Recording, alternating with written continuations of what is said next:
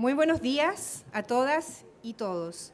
En nombre de la Dirección Sociocultural de la Presidencia de la República, de la Fundación de las Familias, del Servicio Nacional de la Mujer y la Equidad de Género y de la Universidad Central, les damos la más cordial bienvenida al seminario Familias, Género y Políticas Públicas. Este seminario surge en el marco de una iniciativa de colaboración interinstitucional entre la Fundación de las Familias FUNFAS y el Servicio Nacional de la Mujer y la Equidad de Género, CERNAMEC, y desde una perspectiva de género tiene por objetivo generar una instancia de debate que permita reflexionar sobre los cambios de las familias en América Latina y Chile y los desafíos que ello conlleva para los programas sociales, con un especial énfasis en la realidad de la migración en Chile. Saludamos a las autoridades que nos acompañan esta mañana. La directora del Servicio Nacional de la Mujer y la Equidad de Género, Laura Echeverría Correa. También nos acompaña la directora ejecutiva de la Fundación de las Familias, Teresa Rey Carrasco. El decano de la Facultad de Gobierno de la Universidad Central, Marco Moreno. Estimadas panelistas de este seminario, invitadas e invitados especiales, señoras y señores. Para dar la apertura a esta actividad, invitamos al decano de la Facultad de Gobierno de la Universidad Central, Marco Moreno, a que nos entregue algunas palabras.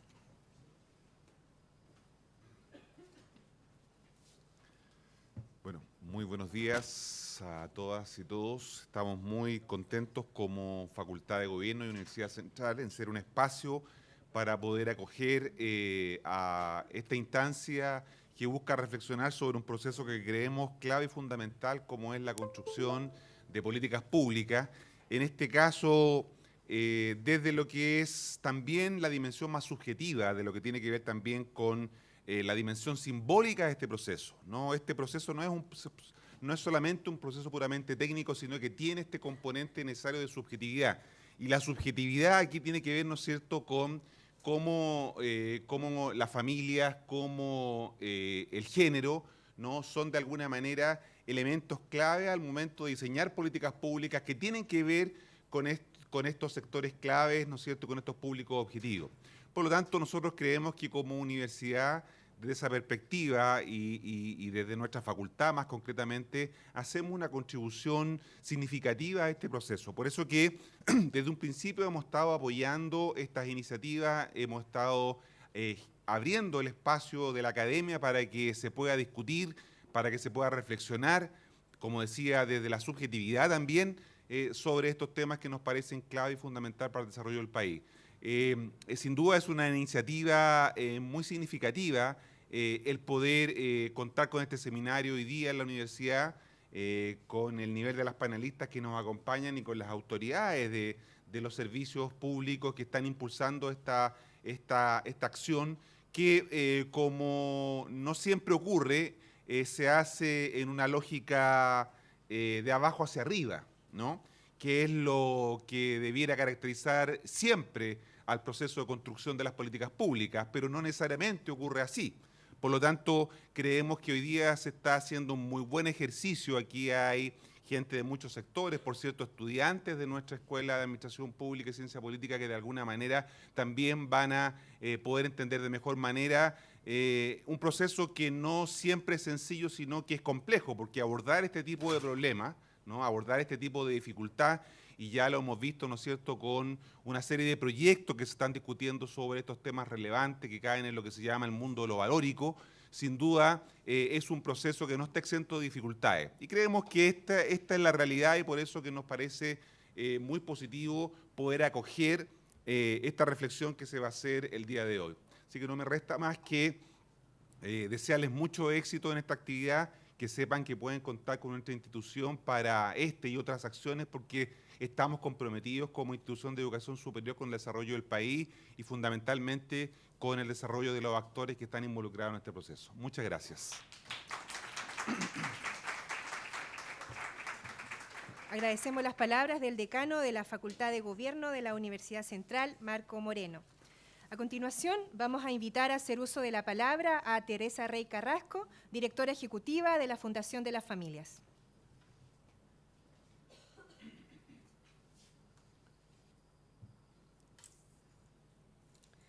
Buenos días a todas y todos.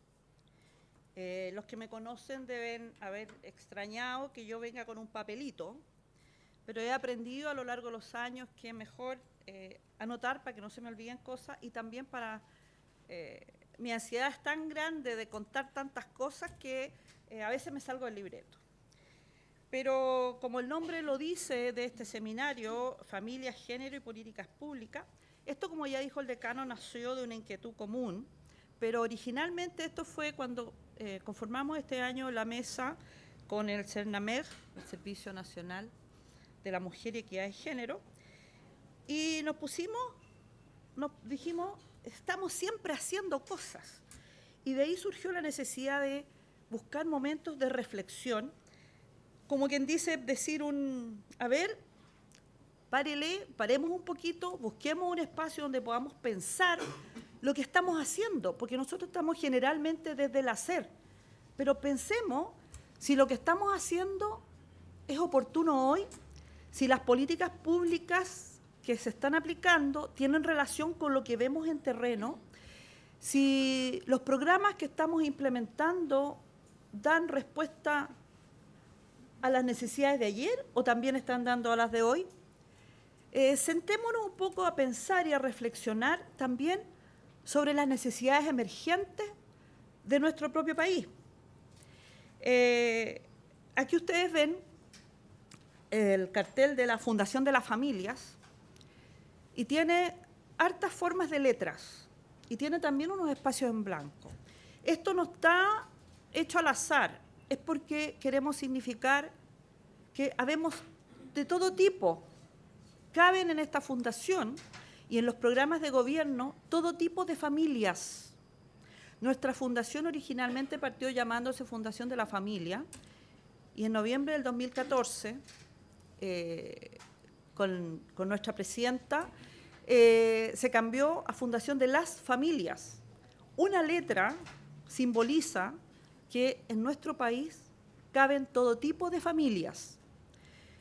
A veces nosotros por idioma nos saltamos, yo personalmente lo digo, la S me la como siempre, pero he aprendido a decir las familias porque eso implica que cabemos todos.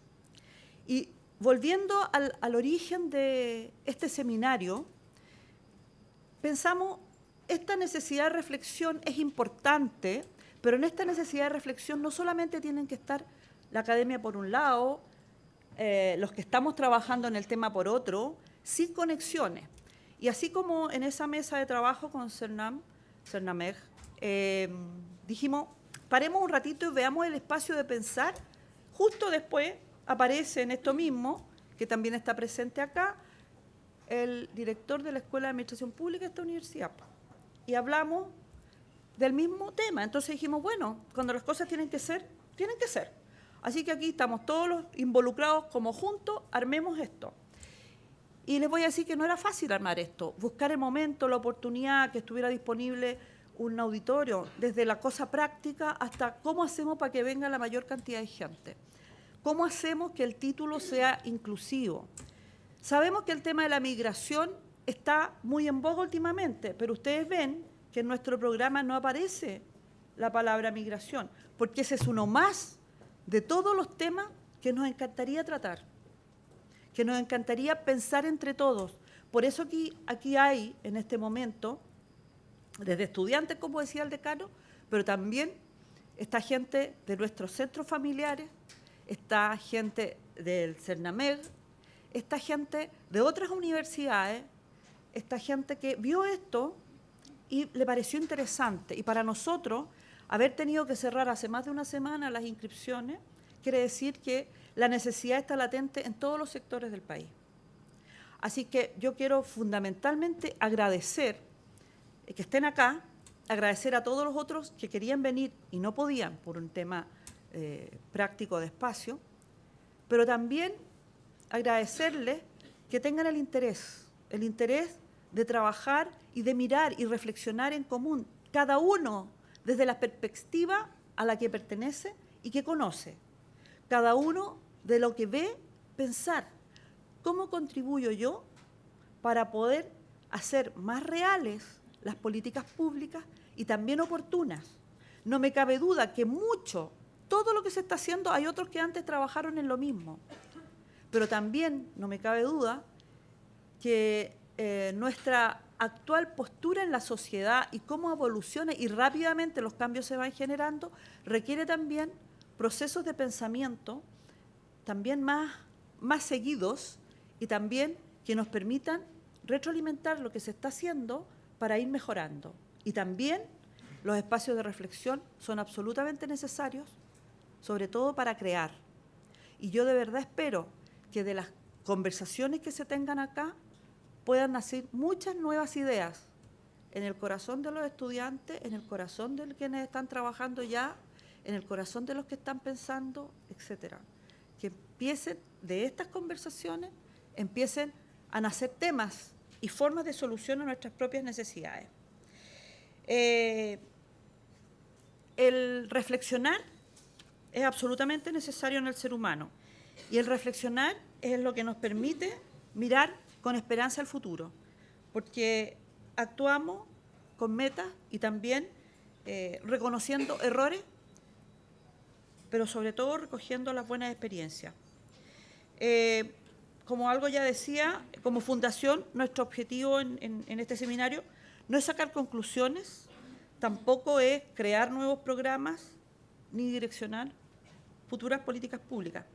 Solo aspiramos y esperamos abrir conversaciones. Puede que no a todo el mundo le interese, pero no me cabe duda que las políticas públicas nos afectan a todos y a todas. Soy de las que creo que lo mismo que en una familia, en la medida que todos los temas se conversan, que las nuevas circunstancias se exponen, en la medida que los problemas que aquejan a un miembro se conversan en común, creo que también la sociedad, cuando actúa como familia, cuando pone los fenómenos a la vista, permite que muchas más miradas lo vean y buscar soluciones más rápidas y mejores. Sin duda, en estos tiempos, las respuestas oportunas a los fenómenos que nos ocurren es fundamental. Una respuesta dada a destiempo no tiene ningún sentido. Y por último, quiero decirles que este seminario es la primera conversación. Espero que sea la primera conversación de otras muchas que no solamente acá podamos realizar, sino que también en regiones. Yo soy guasa colchagüina y siempre lo he dicho, para mí es parte de mi orgullo de ser campesina y guasa. Y por eso también me importa mucho que regiones puedan contar también con reflexiones. Las reflexiones en relación a las políticas públicas, a lo que se implementa, sobre todo especialmente para nuestros sectores vulnerables, tienen su especificidad también en cada una de las regiones. Tienen sus formas en cada una de las regiones. Aquí vamos a tener una conversación en el panel que está vinculado al tema de las migraciones, que es un tema que hace tiempo ya está latente en Chile, pero sin duda hay algunas regiones que se ven mucho más imbuidas en el fenómeno, pero no es ajeno a todo Chile. Pero también hay otras cosas que tenemos que seguir conversando. Y reitero, esta es la primera conversación de otras muchas. Quedan todos y todas invitados a también a nuestra página web, a nuestros correos, enviar cuáles serían los temas. Muchas veces el estar en el hacer no nos permite ver lo que está emergiendo como futuras situaciones en que tenemos que ya estar buscando soluciones. Nada que se hace a tiempo está de más. Lo que podemos hacer a destiempo puede estar de más y estamos desviando recursos desde personas hasta otros tipos de recursos en políticas que a lo mejor no están siendo efectivas. Por eso la invitación es, primero, a hacer las cosas con alegría. Las familias que funcionan con alegría son positivamente más oportunas para poder crear nuevas soluciones. Y aquellas que estamos dando y haciéndolo bien, profundizarlas. Reitero los agradecimientos a todos los que están interesados, porque esto también nos dio a nosotros un parámetro de que hay muchas conversaciones que es necesario empezar, que es necesario abrir, y sobre todo abrir a todos Así que reitero el agradecimiento a los que están participando y un agradecimiento especial a Laura Echeverría, quien desde el principio apoyó esta idea y por eso ya estábamos conversando cómo lo vamos a hacer en regiones. Agradecimientos a la universidad que enganchó en esta idea y también nos puso sus recursos a disposición. Y, por supuesto, a todas las personas que han trabajado en esto. Un agradecimiento especial quiero hacerlo a comunicaciones de la Fundación, que han ido mucho más allá de lo que es comunicaciones, han sido como apoyo en todo. Uno de mis defectos como persona es que a veces no reconozco, a veces generalmente no reconozco lo bien que se hacen las cosas, y esta es una oportunidad. Y espero que esta creación de nuevas conversaciones, pero por sobre todo de nuevas complicidades entre todos nosotros, solo tenga buenos resultados para todas nuestras comunidades y especialmente para Chile. Así que muchas gracias y todos están bienvenidos acá e invitados a seguir. Gracias.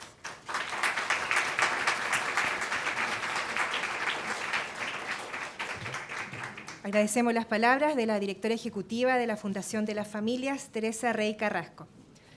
Para finalizar la ceremonia inaugural de este seminario, dejo con ustedes a la directora nacional del Servicio Nacional de la Mujer y la Equidad de Género, Laura Echeverría Correa.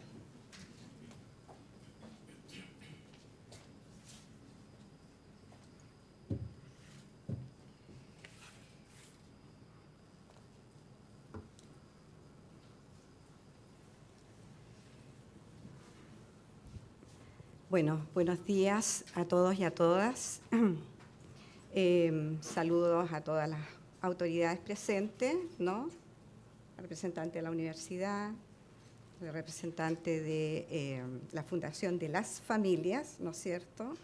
Tal como acá se ha mencionado. Sin duda, lo que ha dicho el decano es muy relevante respecto de la necesidad de reflexionar desde abajo, como dijo él, ¿no?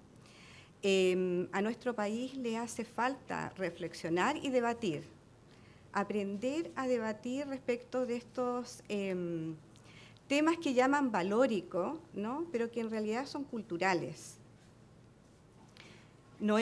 Estamos viviendo en estos momentos muchos cambios en nuestra sociedad.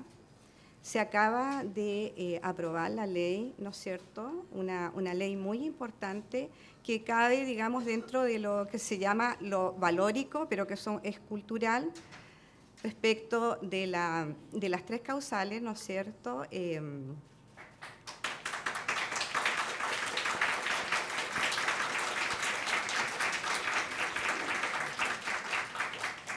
Que tiene que ver con la libertad que de lo que muchas veces hablamos, pero que no internalizamos, ¿verdad? De eso hablamos cuando la sociedad tiene, y los seres humanos, ¿no es cierto?, tenemos el derecho, ¿no es cierto?, el derecho de decidir. Si ustedes se dan cuenta, hablamos mucho en nuestra sociedad de los beneficios, el ser beneficiaria, y poco hablamos de los derechos. Y en lo que intentamos con todo esto es reinstalar los derechos, ¿no? Estas problemáticas, estas temáticas tienen que ver con los derechos. Bueno, nosotros también como institución estamos inaugurando una nueva institucionalidad. Hace un año se hizo posible un sueño que tuvieron hace 26 años, tuvo el movimiento de mujeres, cuando conquistamos la democracia, que era tener un ministerio de la mujer. Y en esos momentos, en los 90, este país era mucho más conservador todavía. Y entonces lo que se creó fue un engendro que no era ministerio, no era servicio, porque era una directora que tenía rango de ministra, pero que no era ministra, y que era un servicio que tampoco podía ejecutar. Y como todos sabemos, los ministerios tienen un servicio que es su brazo ejecutor. Y CERNAM, ¿no es cierto?, como todos ustedes lo conocen, era un servicio que no podía ejecutar. Hoy en día tenemos un ministerio que tiene facultades donde la ministra es ministra, porque antes dependíamos del Ministerio Social. Por lo tanto, los asuntos de género eran sujetos de política social y no de política pública, ¿verdad? Hoy en día, con este cambio, ¿no? Los asuntos de género son asuntos de Estado, ¿no? Y eso no es menor. Quiero decir esto, quería partir diciendo esto porque todavía la sociedad no tiene muchos conocimientos de este cambio. Y este cambio es fundamental. Y no es menor decir que hoy en día tenemos el Ministerio de la Mujer y la Equidad de Género y el Servicio Nacional de la Mujer y la Equidad de Género, porque estamos hablando también de un proceso. Primero era el Servicio Nacional de la Mujer y ahora es el Servicio Nacional de la Mujer y la Equidad de Género. Por lo tanto, el desafío que se nos presenta en esta nueva etapa es también incorporar a los varones, ¿verdad? Porque los cambios no lo vamos a hacer las mujeres solas, ¿verdad? Lo tenemos que hacer también con los varones. Bueno, dicho esto, me voy, digamos, al punto que nos convoca. Para el Servicio Nacional de la Mujer y la Equidad de Género, avanzar con mayor celeridad hacia la igualdad sustantiva entre hombres y mujeres es imprescindible para lograr un país con más bienestar y desarrollo. Ustedes habrán escuchado que el Banco Mundial dice que a este ritmo lograremos la igualdad de derechos entre hombres y mujeres en 170 años. Ninguno de los que estamos acá lo podríamos vivir, ¿verdad? Y por lo tanto, no podemos negar que de los 90 a la fecha hemos tenido cambios importantes, pero esos cambios han sido muy lentos. Entonces, tenemos que acelerar esos cambios. Y estos encuentros precisamente dicen relación con eso, ¿verdad? Para debatir, para reflexionar y para instalar políticas públicas mucho más pertinentes y que requieren, ¿no es cierto?, la sociedad chilena, considerando la diversidad de mujeres y de territorios que tenemos. Este desafío ha sido ratificado por la Agenda de Desarrollo Sostenible 2030, que si bien destina un objetivo a la igualdad de género, más del 40% de las medidas consideradas en los 17 objetivos se vinculan también con la igualdad. En coherencia con esta agenda, la estrategia de Montevideo advierte que no será posible avanzar si no existe el compromiso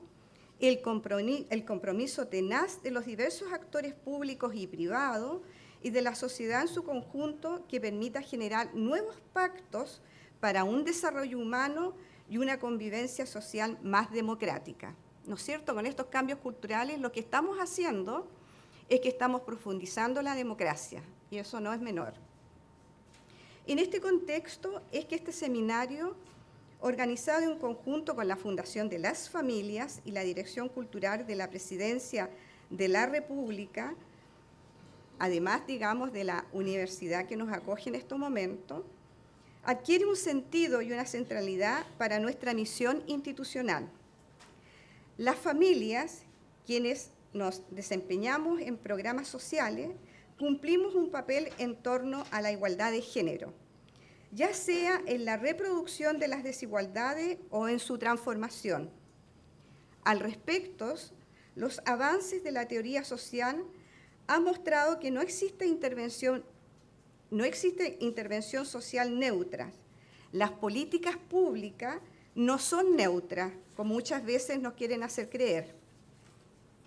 El conocimiento acerca de las familias, particularmente en lo relacionado a la dinámica interna, se ha visto ampliamente beneficiada por los estudios de género. De esta forma, este espacio privado, concebido como una unidad, ha pasado a ser problematizado y visibilizado en tanto estructurador de relaciones de poder que atraviesan otras estructuras de relaciones como las que dan en el mundo del trabajo, entre clases, razas y generaciones, en los servicios públicos, en el mundo del trabajo, en el sistema judicial y penal, en las estructuras de decisión del Estado, las relaciones entre Estado y la sociedad, incluso entre el Estado y las mujeres. Así también desde la sociedad civil, el eslogan del movimiento de mujeres, Democracia en el país y en la casa, contribuyó a dar visibilidad a las desigualdades y discriminaciones que las mujeres vivíamos al interior de las relaciones familiares, dando cuenta, entre otras cosas, de la existencia de violencias y abusos. De esta forma, y en la consideración a los avances logrados en igualdad durante las últimas décadas, hoy resulta importante reflexionar sobre cómo diseñamos intervenciones de segunda generación que respondan a las demandas crecientes por acciones de políticas más integrales.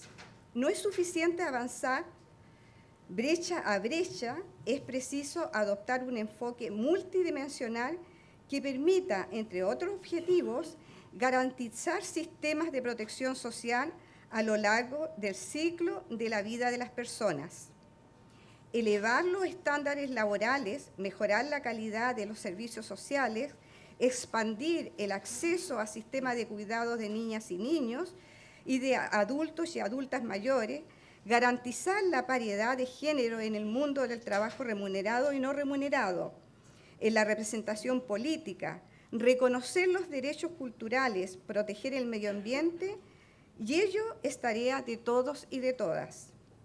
Lo anterior no es posible si una agenda basada en intervenciones multisectoriales y cuyo centro de gravedad sea la construcción de un bienestar efectivo para hombres y mujeres en el marco de un enfoque de derechos.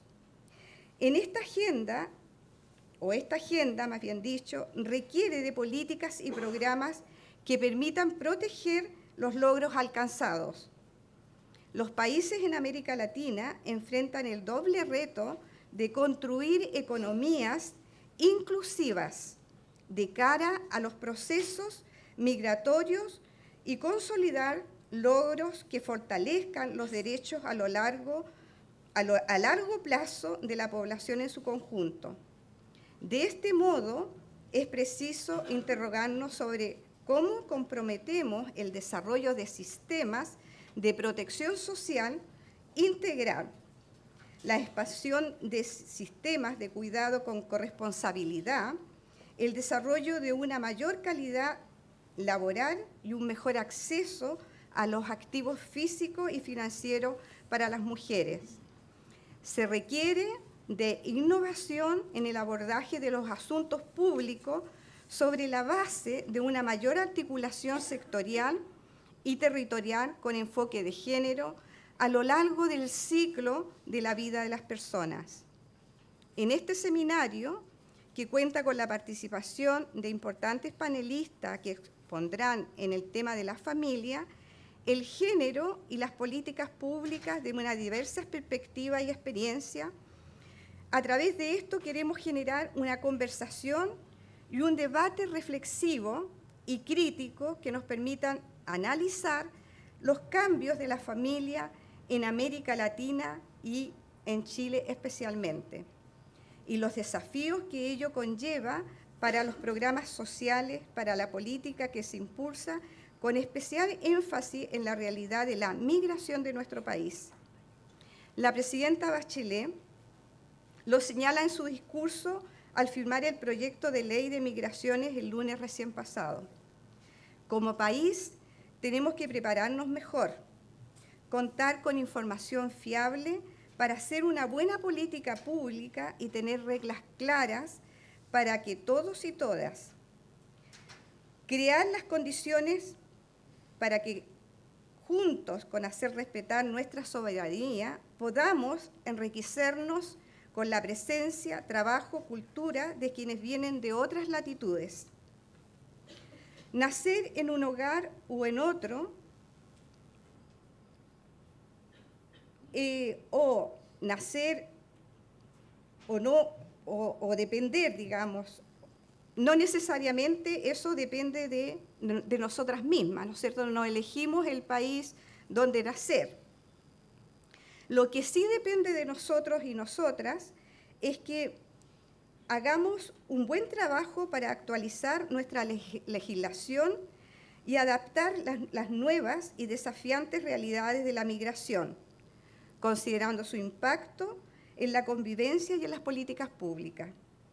Porque el Estado de Chile tiene que abordar los desafíos que plantea la migración con seriedad y con responsabilidad, con una mirada integral y con soluciones aplicables, adaptadas a nuestra realidad nacional.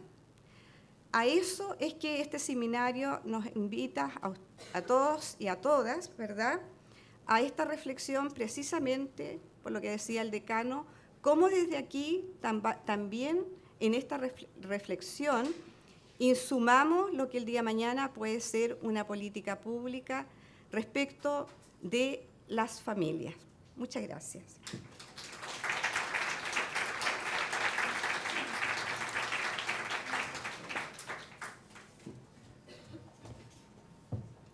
Agradecemos las palabras de la directora nacional del Servicio Nacional de la Mujer y la Equidad de Género, Laura Echeverría Correa. A continuación, vamos a dar paso a la primera exposición de este seminario. Se trata de Familias, Género y Políticas Públicas en América Latina, a cargo de Irma Arriagada Acuña, socióloga, investigadora visitante en el Centro de Estudios de la Mujer CEM, ex oficial durante 34 años de Asuntos Sociales de la CEPAL. Bueno, buenos días a todos y todas. En primer lugar, yo quisiera agradecer esta invitación a participar en este seminario, en que creo que es muy importante la convocatoria que ha tenido, por una parte. En segundo lugar, porque une estudiantes, gente que está trabajando en el tema de diseño políticas, en la aplicación de las políticas, y yo creo que eso es un aprendizaje mutuo que yo creo que sería muy importante de seguir avanzando. En mi presentación, la próxima.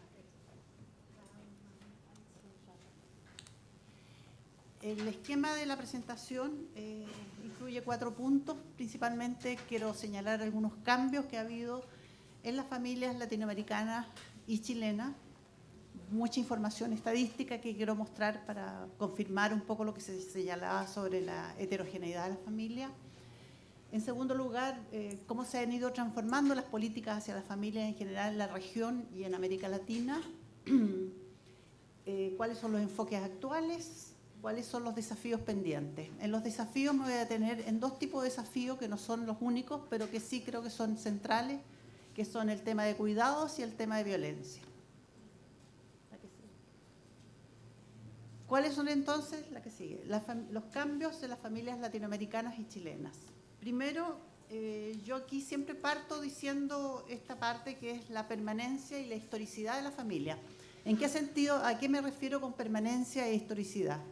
En que la familia, como se señala ahí por Elizabeth Yelin en el 2007, es una institución social anclada en las necesidades humanas universales de raíz biológica, que son la sexualidad, la reproducción y la subsistencia cotidiana.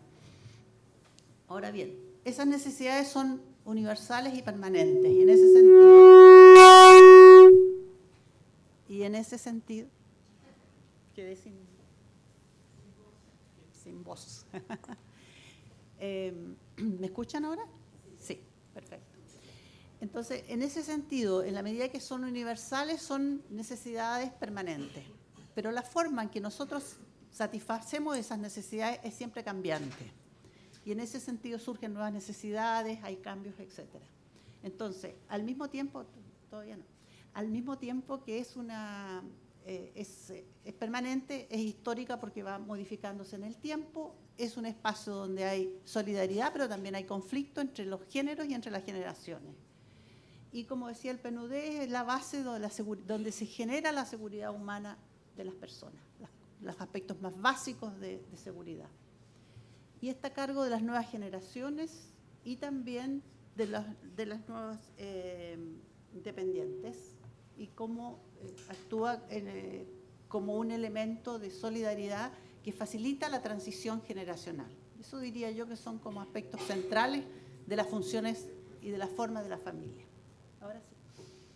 Ahora bien, esta información muestra un poco cómo ha ido cambiando las familias y los hogares. Esto es una construcción basada en estadísticas que hicimos en la CEPAL hace algún tiempo. Sin embargo, yo diría que se mantiene más o menos esta estructura con algunos cambios que yo voy a señalar. Aquí están todos los hogares y las familias, o sea, están los hogares de las personas que viven solas, están las personas, los hogares nucleares, están los que son monoparentales con jefe hombre, con jefe mujer. Esto solamente quiero mostrar, digamos, la diversidad de estructuras familiares que nosotros encontramos en la región. Aquí, estos son 18 países que trabajamos con ellos. Ahora bien, si ustedes se fijan en la zona central, está básicamente las familias nucleares, que son las principales. Y ahí bueno, están las nucleares biparentales que tienen niños, están las que son con jefatura femenina y masculina, etc. La siguiente. Acá, en cambio, esa estructura, digamos, central, que eran las familias nucleares, biparentales con hijos, si ustedes se fijan en toda la estadística que se muestra ahí, todos los países se está reduciendo. Esa familia que era la central es ahora ya alrededor de un 40%, básicamente, aproximadamente, de los hogares. La siguiente. Si además dentro de esa familia nosotros incluimos, por ejemplo, la participación de las mujeres, del trabajo femenino, ahí tenemos entonces que hay una gran variación en el sentido siguiente. El modelo familiar que consistía, que es la zona central, donde está la mayoría de los hogares, que era básicamente un hogar biparental con hijos, donde la cónyuge no trabajaba, que es el modelo tradicional de familia de padre proveedor, madre ama de casa, ustedes se fijan, se está reduciendo enormemente hacia el 2009 y yo creo que ha seguido ese proceso en la medida que las mujeres se incorporan al mercado laboral de manera mucho más acentuada en estos últimos años.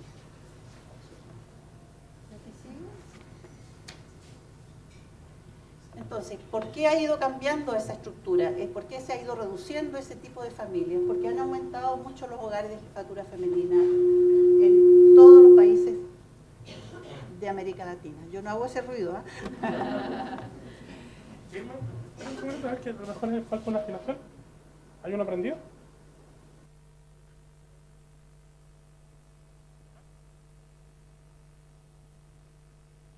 ¿Aló? A ver.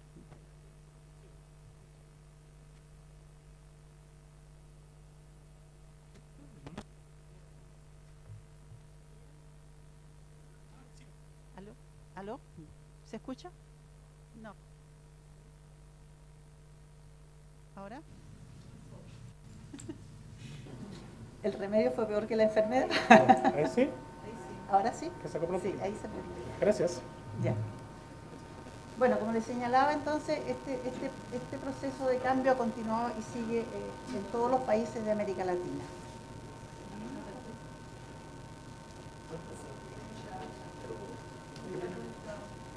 Hay que someter el botón.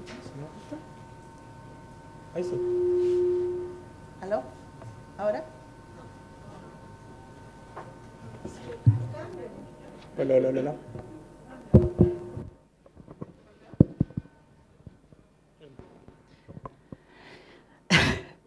Ya, ahora sí.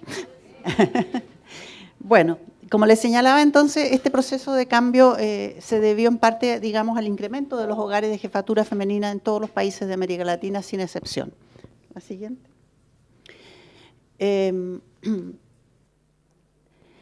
Dentro de ese proceso de trabajo, digamos, de incorporación de las mujeres al mercado laboral, se da conjuntamente con su trabajo dentro del hogar. Y habitualmente, si uno analiza, digamos, las estadísticas de participación económica femenina y masculina, uno se da cuenta que hay una brecha importante entre la participación entre hombres y mujeres. Sin embargo, cuando uno hace un análisis como este que estoy mostrando acá, que junta lo que las mujeres hacen como trabajo dentro de la casa, no remunerado, con el trabajo remunerado, se ve que obviamente en todos los países que tenemos información, la participación en trabajo es mayor en el caso de las mujeres. ¿Por qué se junta este trabajo no remunerado? La próxima. Ahora, en este cuadro lo que estamos mostrando es justamente el tiempo de trabajo doméstico y de cuidados no remunerado por sexo. ¿Qué ocurre aquí? Esto es lo que más o menos es parte de lo que ya les explicaba antes. En este caso, claramente, el gráfico más, digamos, más pequeño corresponde a la participación de los hombres dentro de este trabajo doméstico de cuidados no remunerado, y las columnas más grandes corresponden a las mujeres para todos los países que tenemos información hasta el momento.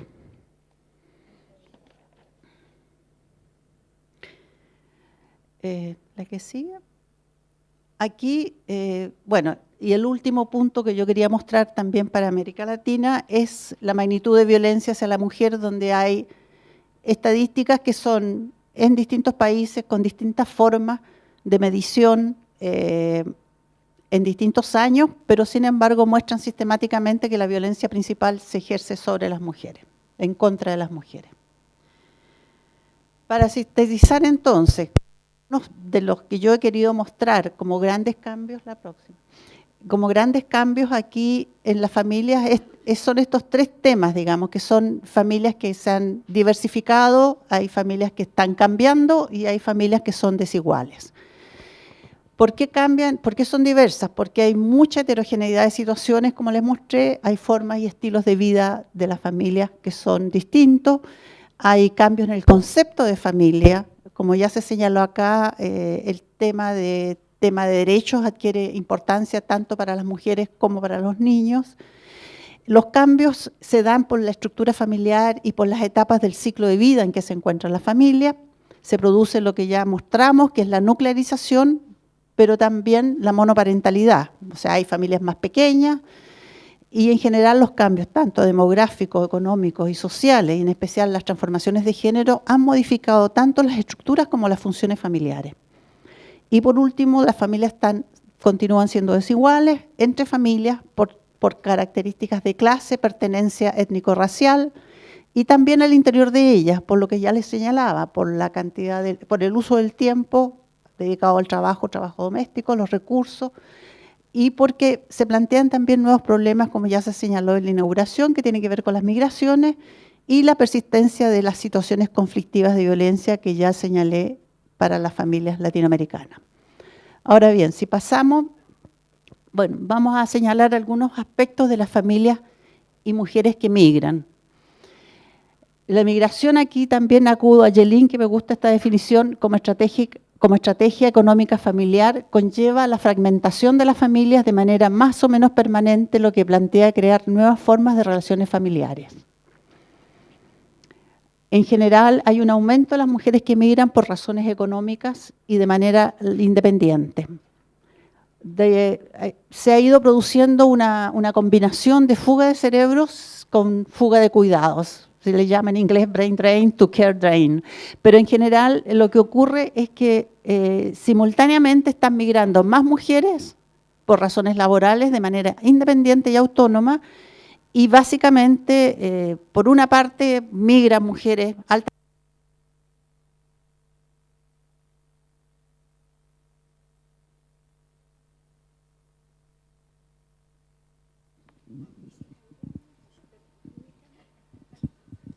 ¿Aló?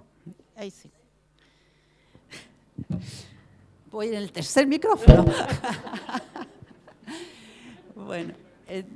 Como les señalaba, las mujeres están migrando por razones del tipo de laboral, principalmente de alta calificación, porque buscan seguir perfeccionándose y en general no encuentran en sus países posibilidades de hacerlo, pero también están migrando muchas mujeres a cuidar lo que ocurre, como por ejemplo en Chile, que es un país en este momento también receptor de migrantes, donde llegan muchas mujeres a trabajar como trabajadoras domésticas y cuidadoras, básicamente peruanas, ecuatorianas, bolivianas, hay de todo tipo, pero principalmente peruanas. También en términos generales, en términos de América Latina, la migración femenina es mayoritaria en este momento en comparación con la masculina, está en 51 por ahí. Y la migración, de ser una migración que venía desde desde fuera de la región latinoamericana hacia América Latina, ahora ha pasado a ser principalmente intrarregional, o sea, entre países dentro de América Latina. Hay muchos riesgos y desprotección en los países de destino y durante la migración para las mujeres y los niños que migran. Hay en el caso de las mujeres una triple discriminación que tiene que ver con ser determinada raza, etnia, con temas de género y con temas de clase.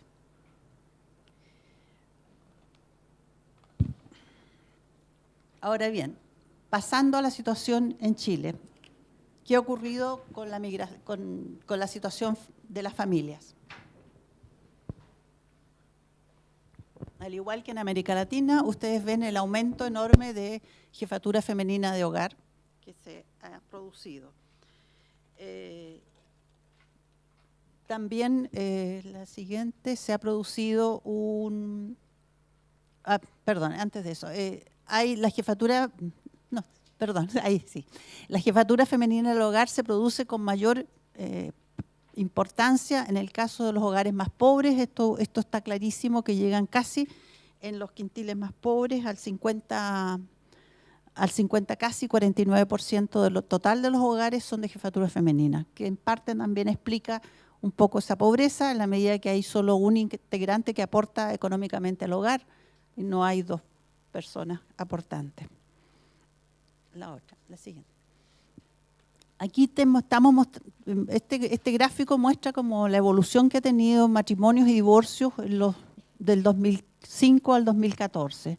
Si ustedes ven, la brecha, o sea, han ido aumentando, después se han estabilizado y más o menos en estos momentos, yo tengo el último dato para el 2016, dice que los divorcios son 48.608 y los matrimonios 64.000.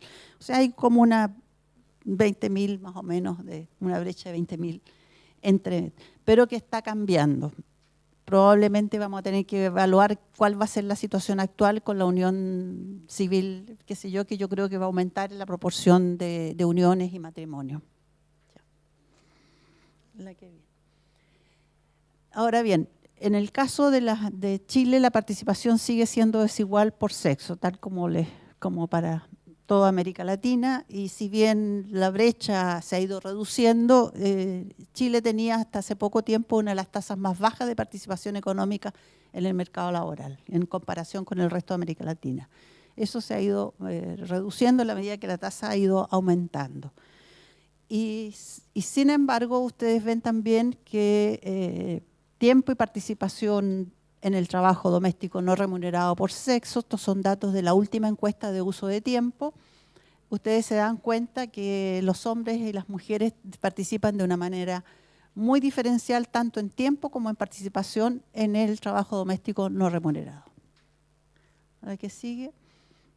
Incluso aquí cuando uno analiza qué ocurre con la participación y con el tiempo destinado al trabajo remunerado y no remunerado por sexo, aquí se ve que, por ejemplo, los ocupados participan de manera desigual, los desocupados, que en teoría uno podría pensar que podrían participar más, no lo hacen, y lo que llama más la atención, los inactivos, son los que menos participan en el caso de los hombres y también de las mujeres. Entonces ahí hay un tema como interesante de analizar, qué es lo que está pasando con el trabajo no remunerado, cómo es la distribución dentro del hogar del trabajo no remunerado y cómo es la participación fuera. Ahora, en el tema de violencia intrafamiliar, como estoy destacando dos temas principalmente en toda esta presentación, que son los temas que tienen que ver con los cuidados y el trabajo doméstico y el tema de la violencia. Aquí ustedes ven que en datos del 2014, los aprendidos por violencia por tipo de víctima, la principal víctima son principalmente mujeres. Luego sigue hombres, luego niños y luego ancianos. La que viene... Acá yo muestro un poco la distancia que hay entre lo que es la denuncia y la aprehensión sobre violencia intrafamiliar en Chile. Es básicamente, En el caso de las denuncias, a veces hay muchos retiros de denuncia por arrepentimiento de las mujeres que plantean esa denuncia en parte, y eso explica en parte esta brecha entre aprendidos y denuncia. Así que en Chile entonces observamos que con respecto a las familias, aumentan las familias de jefatura de hogar femenina, como les mostré, en especial en los sectores más pobres. Hay aumento de hijos nacidos fuera del matrimonio. No mostré esa información, pero sí la mayoría de los hijos que nacen en Chile lo hacen fuera del matrimonio. Hay un incremento de divorcio y una mantención de los matrimonios. Persiste la desigual distribución de trabajo doméstico y de cuidados por sexo, y se mantienen altas tasas de violencia intrafamiliar y doméstica. Ahora, también apreciamos esta heterogeneidad de estructuras familiares y estilos de vida, que uno lo puede apreciar entre las generaciones, cómo viven los jóvenes con sus familias, cómo viven con los adultos mayores, etcétera. El paso de familias patriarcales con padre proveedor a familias de doble ingreso, como vemos con el aumento de la participación de las mujeres. Hay hogares más pequeños, porque aumentan las mujeres jefas de familia, se reduce el número de hijos y crecen los hogares unipersonales. Hay nuevos problemas como que tienen que ver con la articulación entre familia y trabajo, cómo se combinan esas dos cosas, el problema del cuidado de los adultos mayores, que cada vez está siendo un problema más presente de niños y enfermos, y que se relaciona con las migraciones en la idea de las cadenas globales de cuidado, donde migran mujeres a cuidar a personas adultas mayores, a niños y enfermos. Persiste la violencia familiar y el reparto desigual del trabajo doméstico, y eso, en fin, en resumen, se expresa en una sobrecarga de trabajo para todas las mujeres. Ahora bien, habiendo mostrado este panorama, digamos, de lo que es la situación de las familias en América Latina y en parte en Chile, ¿cómo se han ido transformando las políticas hacia las familias ahora? En este plano tenemos, por una parte, nuevo marco de las políticas. Ya se señaló la importancia de un nuevo enfoque de derechos para la familia, un aumento en el papel del Estado, en la aparición de otros actores, no solo el Estado, en el ámbito público, está el mercado, está la comunidad, están las ONG, distintas instancias que entran a trabajar en el diseño de políticas y en la aplicación y implementación de ellas. Y también, como hemos visto y como ya se señaló, hay un aumento también en el debate sobre las políticas. ¿Cuáles deberían ser el tipo y orientación de las políticas? ¿A quiénes deberían dirigirse principalmente? ¿Cómo se plantean los recursos? Entonces, las políticas de familia enfrentan varios dilemas en el marco de los derechos. Por una parte, hay tensiones entre los derechos individuales y familiares, entre la igualdad y el derecho a la diferencia, entre derechos universales y pluralismo cultural, entre responsabilidad pública y defensa de la privacidad y de la intimidad. Sobre esos temas hay un gran debate y continúa. ¿Cuáles son los enfoques actuales de las políticas familiares? ¿Qué es lo que vemos nosotros principalmente? Aquí yo señalo lo que son criterios deseables de las políticas. Universalidad, garantizar la protección y los beneficios básicos para todos con atención a necesidades específicas de los distintos grupos, lo que se llama universalidad con selectividad.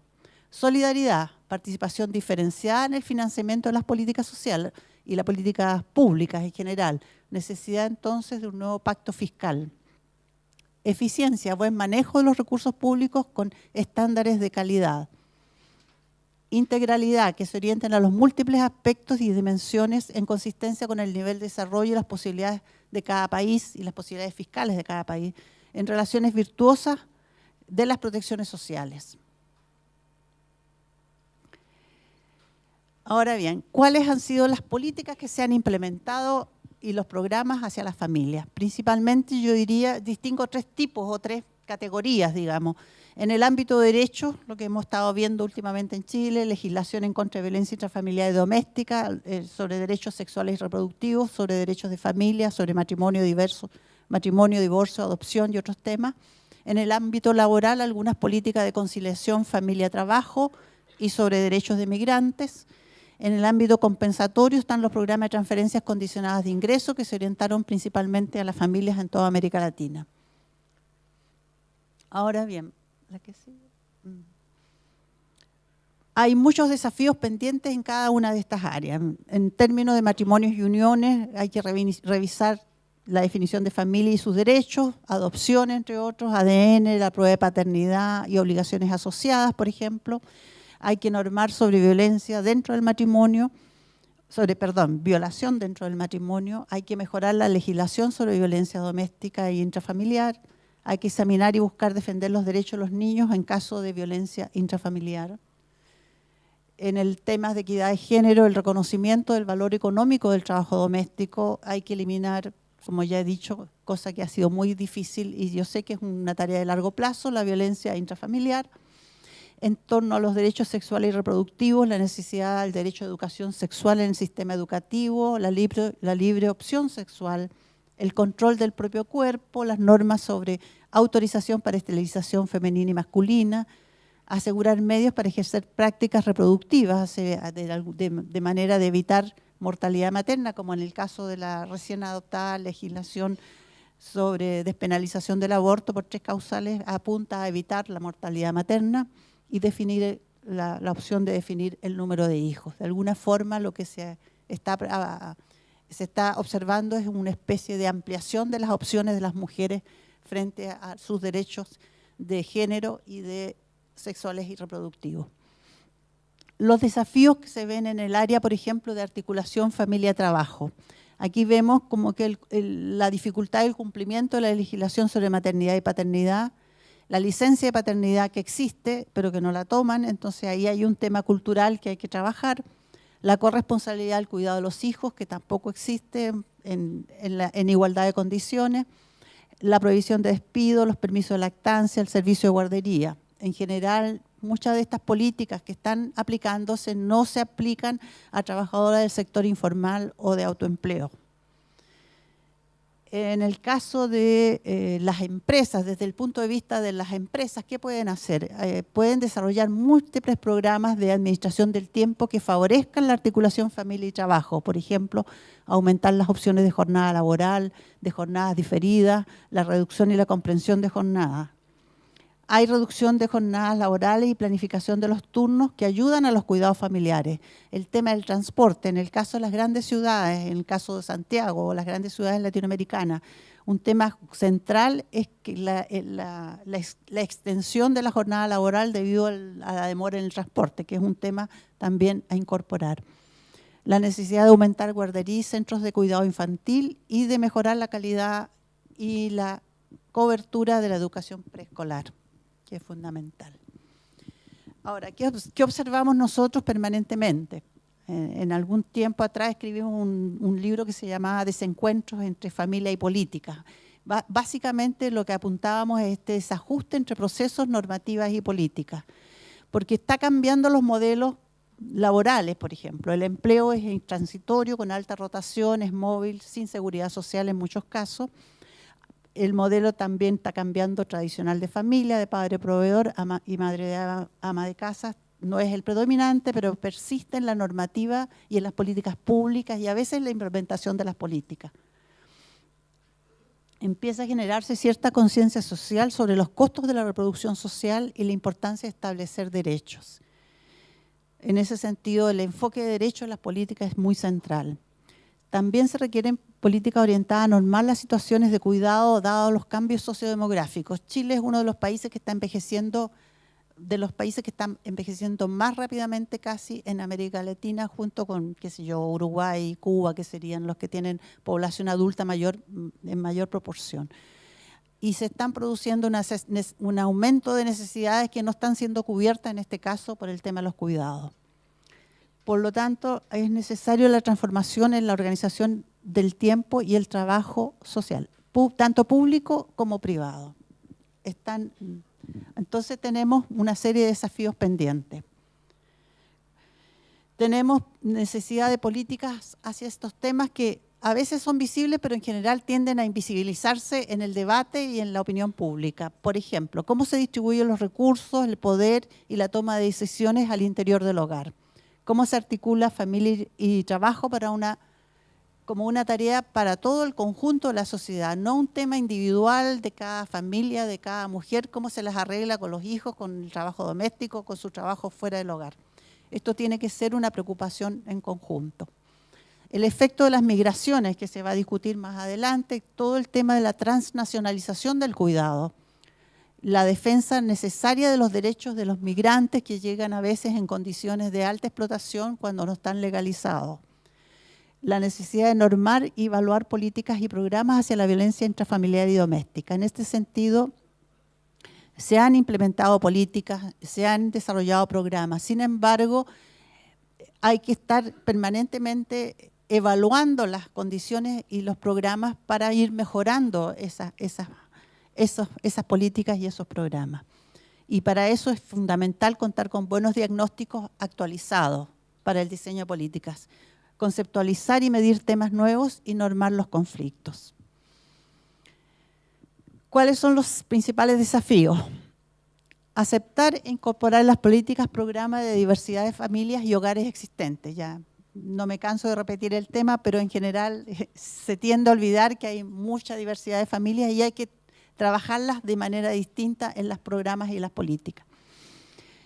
Es necesario considerar, de nuevo, normar el conflicto intrafamiliar, hacerse cargo de los temas del cuidado de las personas como tarea social y no privada, familiar y femenina exclusivamente. ¿Qué es lo que quiero decir con esto?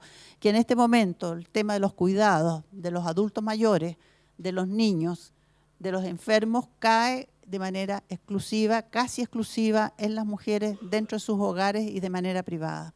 Falta mucho en esa línea para poder cubrir las necesidades existentes en la familia.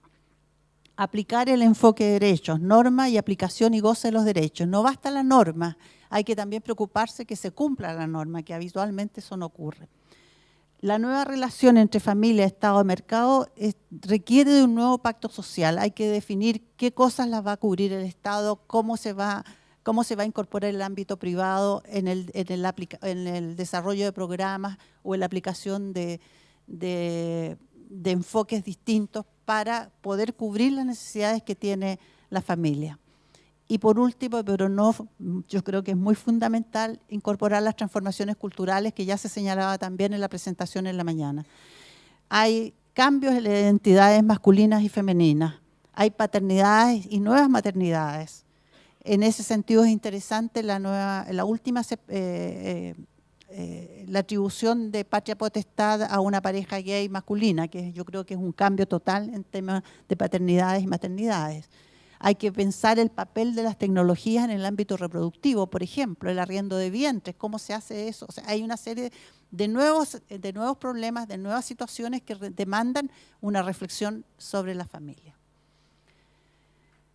Bueno, el desafío de los financiamientos de las políticas es siempre presente. Yo creo que esto va muy rápido. Hay que aumentar los recursos destinados al gasto social, vía captación de impuestos, tributación, mejora en la eficacia de las políticas. La coordinación de las políticas puede ahorrar muchísimos recursos. Buscar modalidades innovadoras en el financiamiento que pueda ser mixto, tripartito, de distintos tipos. Y evaluar el papel y la calidad de las relaciones entre Estado, mercado y familia. Este nuevo contrato social para el financiamiento basado en una concepción de derecho. ¿Qué propuestas hacemos? Estas propuestas son muy generales porque pienso que aquí va a haber un debate más adelante que pueden ser más específicas. Dentro de este marco de los derechos humanos, económicos, sociales y culturales, ¿qué se propone? Fomentar que la institucionalidad y la normativa familiar considere la diversidad y las transformaciones que está teniendo la familia. Considerar a la familia y sus integrantes como sujetos de derecho, a todos. Reforzar la coordinación intersectorial de las políticas y programas, cosa que ya señalaba, por ejemplo, el tema de cómo se incorpora el tema de justicia y otras instancias de gobierno, cómo se articula la información entre ellos, cómo se coordinan los programas, cómo se promueve el cumplimiento de las funciones familiares por medio de una adecuada provisión de servicios, la atención y el cuidado como derechos, que no está hasta el momento bien aceptado. Y eso sería, muchas gracias.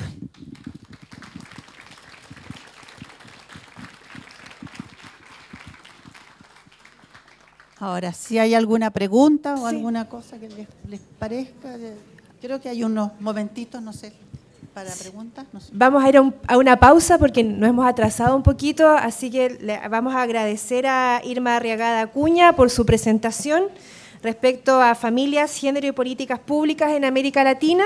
Vamos a hacer una pequeña pausa de 20 minutos para compartir un café. Les pedimos, eso sí, que respetemos estos 20 minutos porque nos queda todavía bastante panel por delante, así que en 20 minutos más vamos a retornar a este seminario. Muchas gracias.